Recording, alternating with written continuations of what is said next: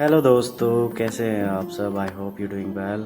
और मैं आपको एक कहानी सुनाना चाहता हूँ आज। एक कहानी इस प्रकार है। दो दोस्त थे, बहुत अच्छे दोस्त थे। एक के पास में साइकिल थी और दूसरे के पास में साइकिल नहीं थी। तो जिसके पास साइकिल नहीं थी उसका बहुत मन होता था साइकिल चलाने का। वो सोचता था कि मुझे काश एक बार साइकिल मिल जाए तो मैं साइकिल चलाऊँगा। तो उसके दोस्त ने क्या किया, जिसके पास साइकिल थी वो अपनी साइकिल दे के उसे चला गया।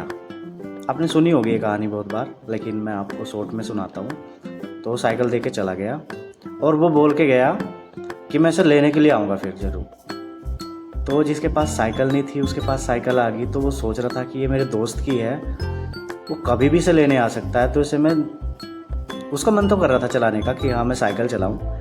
लेकिन वो बस ये सोच रहा था कि यार वो लेने ना आ जाए साइकिल को। अगर वो आ जाएगा तो देनी पड़ेगी। तो एक दिन ऐसे ही बीत गया बैठे बैठे। अगले दिन हुआ तो फिर वो ऐसे सोचने लगा, यार साइकिल चला के देखता हूँ। और फिर उसके मन में ये बात आई, वो तो लेने आने वाला है, कि जब वो आएगा तो वो साइकिल लेके चला जाएगा। फिर दूसरा दिन भी ऐसे बीत गया। तीसरे दिन भी ऐसे ही सोच रहा था कि यार ये साइकिल उसकी है, वो लेने आने वाला है, लेकिन उसका मन भी करता था चलाने का।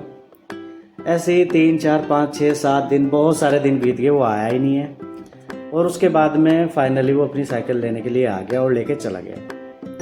और मतलब बहुत सारी बातें होती है सीखने के लिए, लेकिन एक बात यह है कि जब अपॉर्चुनिटी अपने आप हाथ में आती है ना, तो उसका इस्तेमाल करना चाहिए। अपॉर्चुनिटी नेवर कम बैक, ऐसे बोलते हैं ना। तो बहुत सारी बातें हैं सीखने के लिए लाइफ में।